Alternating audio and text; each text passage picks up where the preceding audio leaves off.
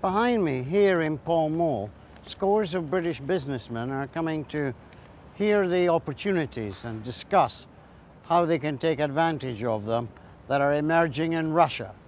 Russia's come a long way in the last 20 years since the breakup of the Soviet Union. Despite losing all the Soviet satellite states, it's still a vast country. It spans 9 time zones. And from the borders of Europe, it reaches across the top of the Northern Hemisphere to frontiers with Alaska, China, and Korea. And it's only a short boat ride to Japan. The days when Russia was broke and people were queuing for food parcels on the streets of Moscow are long gone.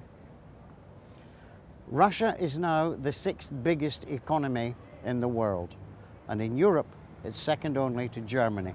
While we've all heard of oligarchs who buy mega yachts and football clubs, there's also a growing middle class.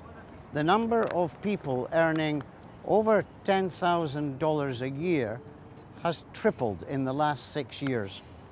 The economy has moved incredibly fast, and it's based on tremendous riches. Russia produces some 20% of the world's oil and gas.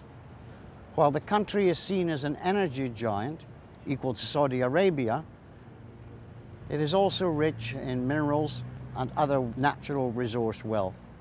It has the world's largest reserves of forest. 20% of the world's fresh water lie in its lakes. It's rich in all minerals, from gold and diamonds to potash and phosphate. 2011 is the UK-Russia Year of Space, and the Russian Soyuz spacecraft is now the only way for astronauts to reach the International Space Station. Russia is leaping ahead in other areas. Britain's Plastic Logic company, built on research from Cambridge University, has received a massive investment from Russia's Nanotechnology Corporation and is building a high-tech factory on the outskirts of Moscow. Russia and Britain are both looking forward to hosting the Olympic Games.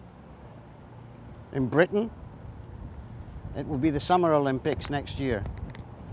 And in the Russian city of Sochi on the Black Sea coast, it will be the Winter Olympics in 2014.